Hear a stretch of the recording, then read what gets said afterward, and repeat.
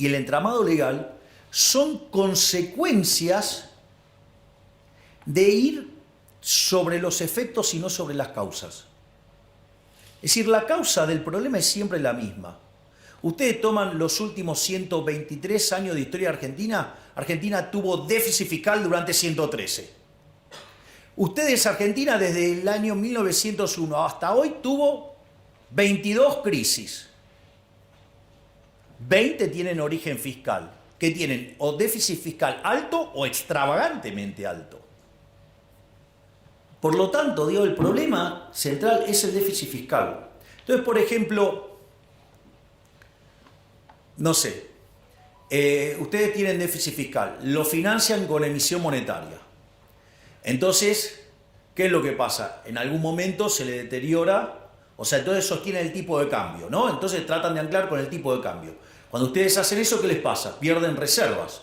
Entonces aparece la ley penal cambiaria, ¿para qué? Para que ustedes no puedan comprar dólares. Digo, en lugar de arreglar la causa, que es el déficit fiscal, como los políticos no quieren tocar la de ellos, ayer quedó bien claro eso, que la de ellos no se toca, Macri diría, la mía está. Ayer fue un claro ejemplo, la mía está. Por suerte los argentinos están reaccionando. Entonces, en ese contexto, ustedes se encuentran con esa situación. O, por ejemplo, financian el déficit con emisión monetaria, generan deuda. Emisión monetaria, generan inflación. Entonces empieza a haber inflación. ¿Qué hacen? Controles de precios. Ejemplo, la ley de góndolas. ¿Sí? Ahora, ¿qué pasa cuando ustedes controlan precios? Aparece el desabastecimiento. Entonces, ¿cómo contesta la política? Con la ley de desabastecimiento. Es decir, se le van los dólares, entonces ponen controles de capitales. Y entonces el que fuga, digamos, ya es un delincuente. Es un héroe. El que fuga es un héroe. Digo, logró escaparse de la garra del Estado. No, ustedes se ríen, pero digo, yo lo veo así. Digamos, o sea, digo, ¿qué le recomendarías a tu cliente? Digo, yo ahora me pongo el traje de economista. Digo, compra dólares. ¿No? Digo, bueno, digo, eso después se figura como fuga. Y la verdad es que si lo compran en negro, mejor. Porque así no tienen que pagar un montón de impuestos estúpidos que hay. Digo, ¿todo para qué? Para financiar a los que se levantan la manito y a la que le hace de querusa, digamos, para financiar a esos inútiles.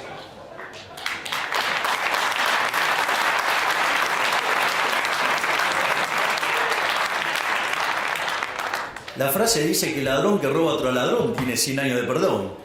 Digo, con lo que han robado los políticos argentinos tenemos la eternidad ganada.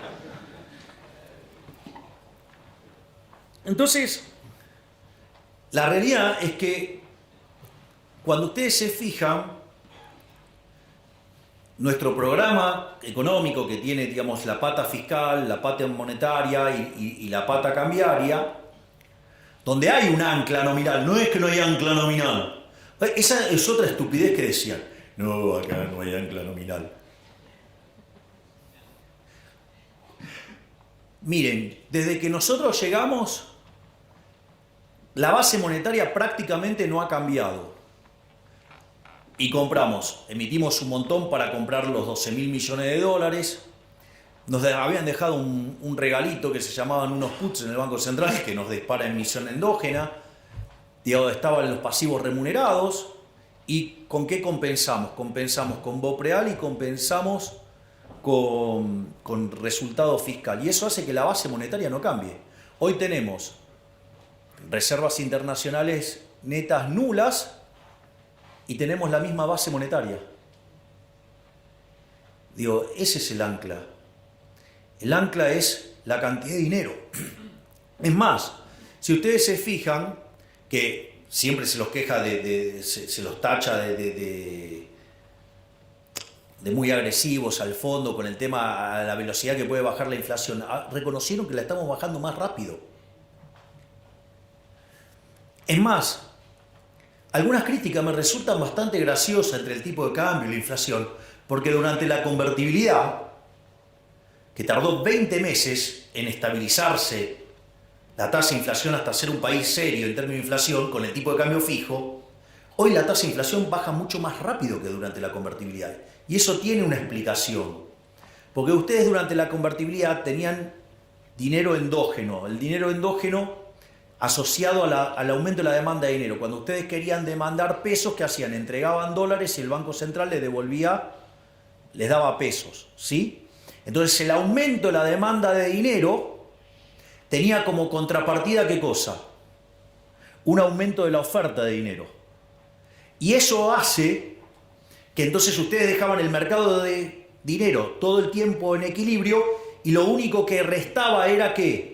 La readecuación de los precios relativos por los dos quilombos hiperinflacionarios anteriores, ¿no? Digamos, la hiper de Alfonsín y la hiper de Menem. Entonces, cuando se terminaron de corregir todos esos problemas de precios relativos, la inflación desapareció. Porque ustedes mantenían en equilibrio el mercado monetario. Nosotros también mantenemos el equilibrio del mercado monetario, pero sin emitir. Con lo cual, todos los aumentos de demanda de pesos van contra ¿qué? Contra caída en el mercado de bienes. Por lo tanto, el nivel al cual la tasa de inflación baja es muchísimo más rápido. Ahí está la explicación. No era tan difícil. Solo lo único que hay es poner un poquito de cabeza. Entonces, para enfrentar esto, nosotros enviamos el programa de reformas más ambicioso de la historia argentina. Mandamos 1000 reformas en 2 instrumentos. 1/3 en el DNU, 2/3 en la ley bases. El DNU todavía sigue en pie, pero ¿cuál es la característica de estos instrumentos? Tiene 3 elementos.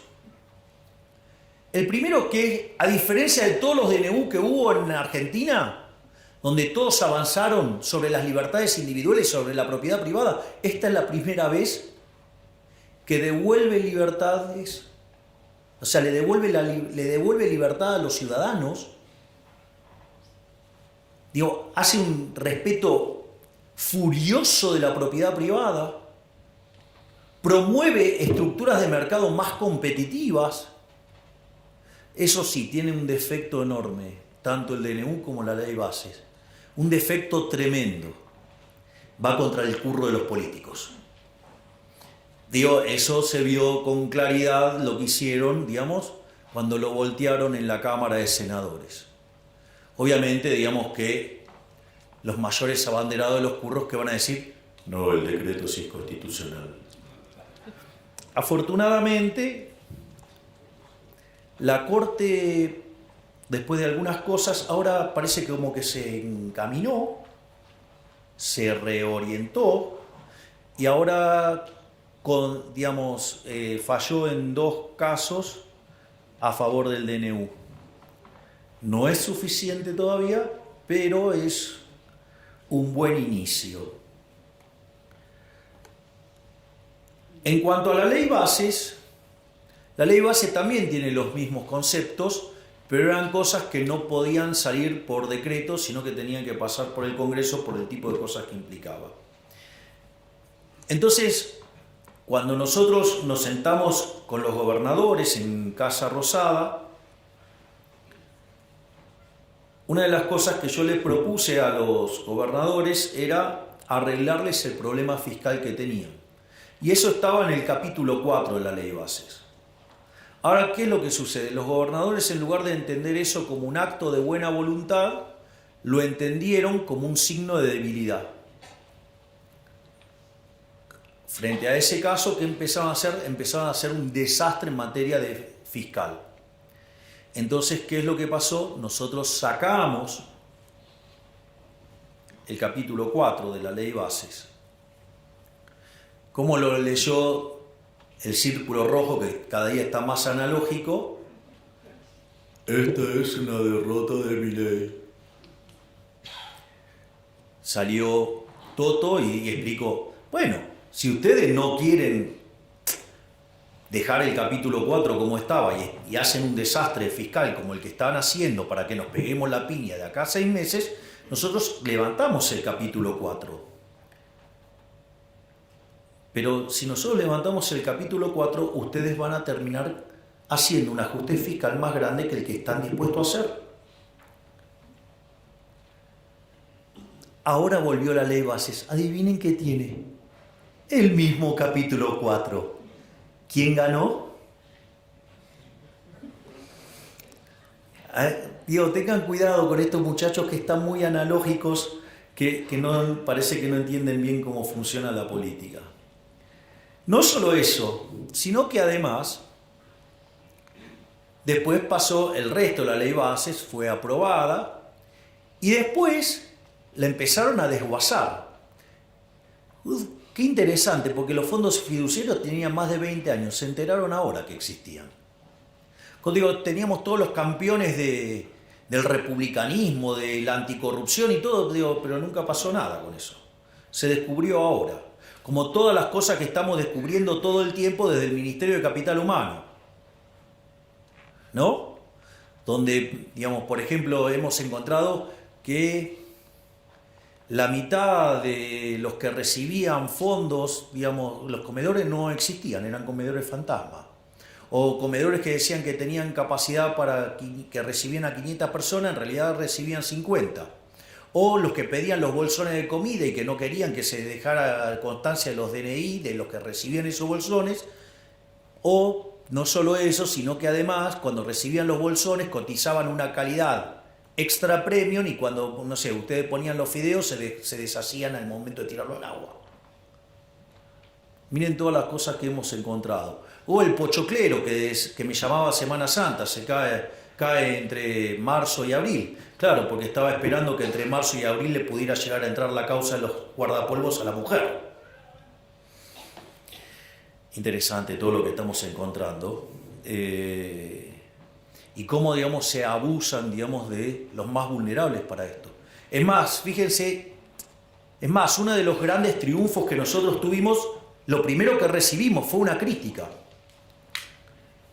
Digo, yo recuerdo que todo el mundo se ha pasado pataleando contra el tema de los gerentes de la pobreza. Una de las cosas maravillosas que hizo la ministra Petovelo, nosotros teniendo conciencia de que la parte más complicada iba a ser entre la primera parte del año, cuando estuviera operando a full el ajuste fiscal, porque íbamos a estar generando ahorro sin contrapartida de inversión y eso iba a hacer caer la actividad económica, el empleo, los salarios reales, iba a haber más pobres y más indigentes, porque sincerar la economía no es gratis. Es decir, 20 años de populismo no es gratis. O sea, sobre el final del gobierno de Menem, digamos, el salario promedio era de $1.800. Ustedes lo ajustan a hoy, son $3.000. Cuando nosotros asumimos estaba en 300. Es decir, se había perdido 90% de los ingresos en dólares. No es que las tarifas son caras y todas esas cosas. El problema es que somos tan miserables, tan pobres, que no podemos pagar ni siquiera las subsidiadas. Es decir, el problema no es un problema de cuánto está la tarifa, el problema es de cómo nos destruyeron los ingresos los populistas. Pero, digamos, se la pasaban haciendo gala de keynesianismo. No, hay que consumir. Claro, hay que consumir implica que ahorran menos. Si ahorran menos, invierten menos. Invierten menos, digamos, no aumenta el stock de capital per cápita, no aumenta la productividad, no aumentan los salarios. Bienvenidos, somos pobres. Entonces, digo, no es gratis. No es gratis, o sea, no es gratis. O sea, 20 y pico de años de populismo no es gratis. Pero, siguiendo con el tema de... Y ahí empezaron a destrozar la ley bases y bueno, la bajamos. ¿Cómo lo entendió los analógicos del Círculo Rojo? Otra derrota de Milei. Y siguen sin entender el principio de revelación, quedaron todos expuestos. Es decir, si yo soy un abanderado de que no se toque, por ejemplo, las remuneraciones. Nosotros tenemos congeladas las remuneraciones desde enero, por orden mía. Lo que pasó ayer, ¿es una derrota de Milei? Es un triunfo bárbaro, digo, los vamos a arrasar en el 2025. Digo, la gente le está sacando la careta a estos delincuentes que lo único que les importa es estar en política para afanar. Es buenísimo. Es decir, es un momento de revelación maravilloso lo que estamos viviendo. Están saliendo todos los pufos a la luz, está saliendo toda la porquería de la política a la luz. Es decir, los estamos dejando en evidencias a todo. En el 2025 los vamos a aplastar directamente. Y ahí, digamos, ya dentro digamos, en la última parte de lo que va a ser esta presentación, nosotros las reformas que planteamos en DNU más bases implicaba que en términos de libertad económica saltáramos 90 puestos. Es decir, pasáramos a estar como Alemania. Es decir, nosotros en 20 años nos íbamos a parecer a Alemania. Pero como la política no quiere dejar de robar, atenta contra el DNU, atenta contra la ley base, le saca pedazos. ¿Para qué? Para que no toquen sus negocios. Les tengo una noticia. Las reformas que no podamos meter ahora, las vamos a meter a partir del 11 de diciembre del 2025. Y además de esas, tengo 3.000 más. No voy a hacer que Argentina se parezca a Alemania, porque Alemania tiene un PBI per cápita de $50.000. Yo no quiero ir por cosas chiquitas, yo me quiero parecer a Irlanda. Quiero ir por un PBI per cápita que es 50% más grande que el de Estados Unidos. Esa es la revolución que estamos proponiendo, una verdadera revolución de la libertad.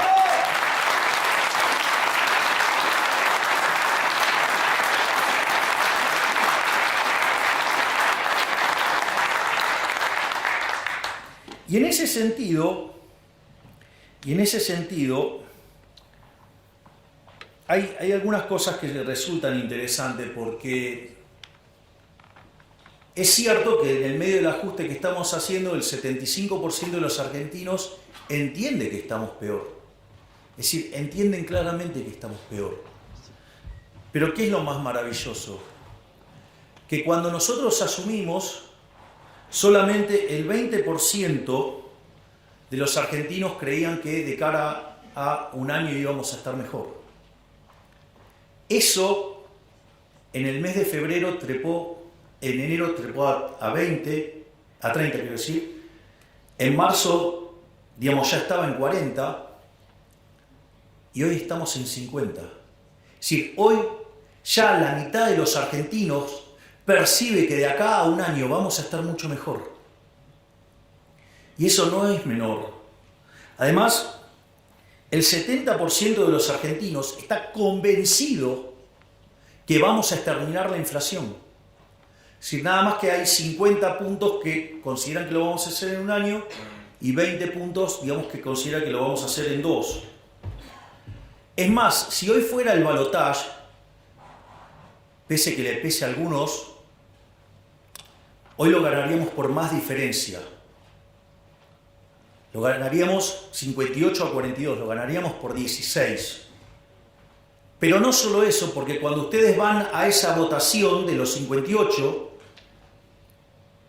lo que es más interesante, 48 puntos estarían en la primera vuelta. Es decir, ganaríamos en primera vuelta, porque quien más intención de voto tiene después de nosotros es Cristina Fernández de Kirchner con 20. Y no es cierto que de esos 10 puntos incrementales entre la primera vuelta y el balotaje saquemos 0. Por lo tanto, estaríamos arriba de los 50 puntos. ¿Esto qué quiere decir? Que sin lugar a dudas, a partir del 11 de diciembre, vamos a hacer todas las reformas que queden pendientes, más las 3.000 que tenemos en carpeta, más todas las otras que estamos diseñando y que también vamos a aplicar. Es decir, vamos a hacer de Argentina una verdadera Argentina liberal que sea potencia y que sea grande nuevamente de acá a 35 años.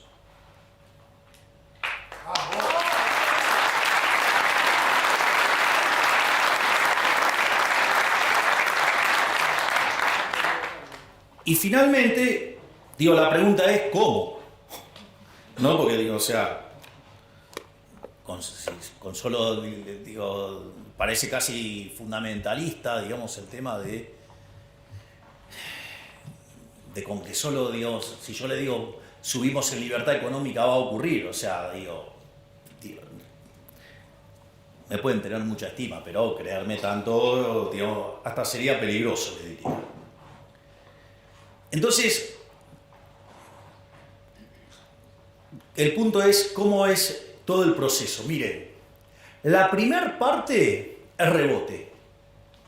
La primera parte es rebote. De hecho, fíjense que cada vez son más los analistas que están viendo una B corta. Esa B corta tiene, ya había aparecido un indicador que pareció raro, que para febrero el del desestacionalizado de Orlando Ferrés había dado positivo. Pero claramente es un indicador, el desestacionalizado, que tiene mucha inestabilidad en la punta. Entonces hay que tomárselo con mucho cuidado eso. No solo eso, cuando ustedes empiezan... Ahora salió el índice líder, digamos, de la Ditela, que anticipa, digamos, la evolución de la actividad y dio positivo. Cuando ustedes miran minería, viene para arriba. Cuando miran oil and gas, viene para arriba. Cuando miran el campo, viene para arriba. Es decir, cada vez tenemos más indicios de que esto está rebotando y levantando. No solo eso, sino que además ustedes tienen algunas cuestiones adicionales, y es que donde se notaron las caídas más fuertes, digamos, el recorte se está dando en B de manera violenta. No sé, ejemplo, CAME, las ventas, digamos, pegó un rebote fuerte. No solo eso, sino, digamos, que la brutal caída del riesgo país, eso, cuando ustedes miran empíricamente, cada vez que el riesgo país se desploma, digamos, la actividad rebota fuertemente. Pero no solo eso. Además, hay otro elemento fundamental, y es, aun cuando no hiciéramos ninguna de las reformas estructurales, digo, la descapitalización de la economía obedece a todo un conjunto de reformas estructurales negativas que hicieron que uno se coma el capital. Si la economía argentina está muy descapitalizada, ¿por qué está descapitalizada? Para que el valor del producto marginal del capital, digo, la TIR de la firma, esté por encima del WACC, ¿no? Digo, para que no destruyan valor. Entonces, en ese contexto, ustedes lo que tienen es que, cambiando las reglas de juego, ¿qué pasa ahora? La tasa está desalineada con el costo de oportunidad de capital. ¿Por qué creen que vuelan las acciones? Justamente por eso, porque afuera la están viendo. Entonces, en ese que de 20 años de destruir capital, una productividad enorme, retornos reales enormes, contra tasas de interés desplomándose, ustedes tienen una posibilidad de ganar plata a lo loco, aún sin reformas estructurales. Es decir, podemos hacer reformas, digamos, sin hacer reformas, podemos crecer durante un periodo interesante de tiempo, no a las tasas que a mí me gustaría, pero sí podemos rebotar fuerte ahora y crecer fuerte, digamos, en el arranque. Entonces vamos a llegar al 2025 con tasas de expansión muy fuertes, compuestas de rebote y de crecimiento por descapitalización, y tasa de inflación cayendo. Prepárense porque vamos a arrasar. Y ahí sí vamos a tener la composición de las cámaras que necesitamos para hacer las reformas que Argentina necesita para volver a ser grande. Pero eso no es todo. Si ustedes se fijan, nosotros estamos, cuando termine todo esto, el ajuste fiscal va a ser el consolidado de 15 puntos del PBI. Es decir, va a haber 15 puntos del PBI que se los llevaba el gobierno para financiar actividades parasitarias y que ahora ese ahorro se va a transformar en inversión productiva. Y eso le va a meter a la economía por lo menos entre 4 y 5 puntos de crecimiento adicional. Entonces, digamos, nos estamos preparando para generar un verdadero, yo no diría milagro económico, porque lo único que estamos haciendo es lo que dicen los libros que hay que hacer.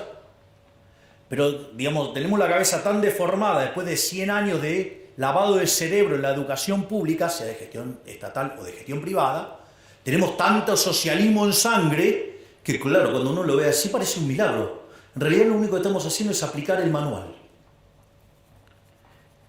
Por lo tanto, digamos, las perspectivas de crecimiento para adelante son maravillosas, porque además, por más que no tengamos todas las mayorías para hacer todas las reformas que queremos, solo para una gran parte de las reformas, digo, cuando empiecen a ver la oleada liberal libertaria que se viene, se van a acomodar. Y eso va a permitir, digamos, que las reformas salgan mucho más fácil de lo que uno lo ve ahora. Pero esto es solo una parte de la historia. Es decir, está, digamos, yo lo que les acabo de decir es toda la configuración macro que hace que Argentina sea un excelente caso de negocios. A ver, si lo voy a poner en estos términos, si yo voy comprado en activos de larga duration en Argentina con caída de tasa de interés, gano un montonazo, ¿sí o no? Imagínense si además son reales, con lo cual, digamos, no ajustaron, con lo cual tienen para ganar un montón, con lo cual hay una oportunidad de entrar a hacer negocios de infraestructura y de un montón de cosas para ganar un montón de plata. No solo eso, es importante también que tengan conciencia que nosotros, nuestras líneas de análisis económico tienen 3 bloques. Hay un primer bloque que es la coyuntura, es decir, ustedes ahí lo van a encontrar a Toto, lo van a encontrar a Pablo Kirno, lo van a encontrar a Santiago Auxil, son los que se ocupan de la macro, de la coyuntura.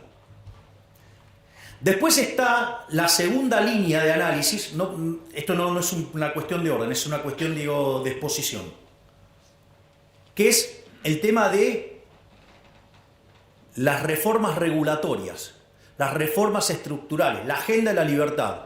Ustedes ahí tienen a 2 colosos, tienen a Federico Sturzenegger y al doctor Rodríguez Chirilo, digo, que son los que diseñaron las reformas estructurales para liberarnos de toda esta miseria socialista que cargamos hace 100 años. Y después está el tercer grupo, que tengo el privilegio de tenerlo acá, al queridísimo Demian Reidel, ¿sí? Que es el que se encarga, digamos, de pensar la economía del futuro. Y donde con el consejo, digamos, que él elabora, analizar y estudiar políticas para que Argentina se convierta en un país de vanguardia, un país de primer mundo, donde estemos a la vanguardia del progreso tecnológico. Si lo estamos haciendo, es decir, estamos dejando todo. Ahora, pero quiero ahora sí cerrar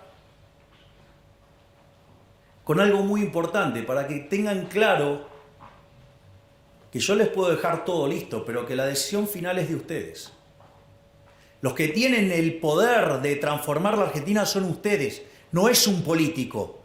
Yo lo único que tengo que hacer es allanarles el camino, hacerles la vida más fácil. Pero los verdaderos creadores de riqueza son ustedes. Los que van a cambiar el futuro del país son ustedes. Los que van a hacer una Argentina mejor son ustedes. Los que nos van a poner de pie son ustedes. Son los empresarios, los emprendedores. No los políticos. Los políticos no crean valor, lo destruyen. Y lo que yo estoy haciendo es devolverles la libertad. Se los dije en las elecciones. El resto de los políticos, ¿qué les pide? El voto para que les den el poder, para poder transformar su vida. Y yo les dije, yo les pido el voto para poderles devolverles la libertad a ustedes y que ustedes sean los verdaderos arquitectos de su futuro. Entonces ustedes se tienen que hacer cargo de ser los héroes de esta historia. Yo les voy a allanar el camino. En la medida que Argentina además empiece a crecer, yo les voy a poner un pie encima al gasto público, tal que lo licúe en términos de PBI y empezar a devolverle la plata de los impuestos. Es decir, de acá en el futuro también va a haber mucha baja de impuestos. Y va a generar además una retroalimentación virtuosa. Entonces se los voy a contar para que tengan idea de esto. Nosotros, digamos, hoy es un día muy especial. Digamos, hoy, un día como hoy, digamos, hoy es el cumpleaños del Rebe. Y además, estamos entrando en Pesaj. digamos, donde se recuerda la salida de Egipto.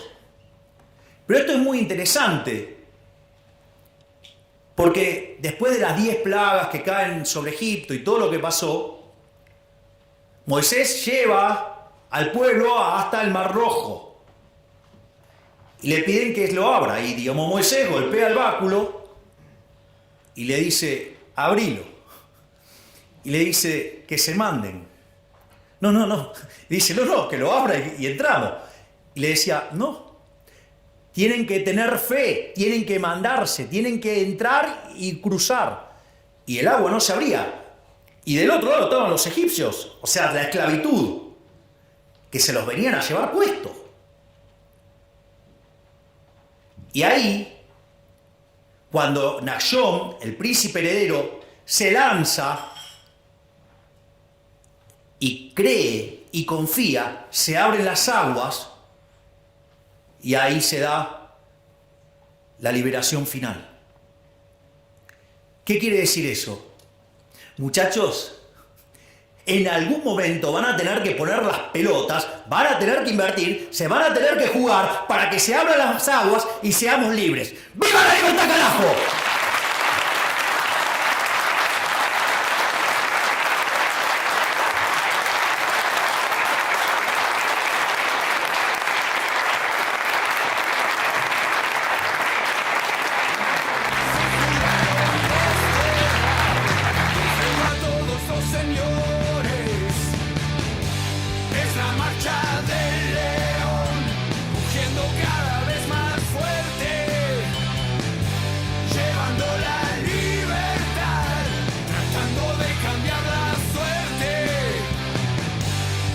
Marcha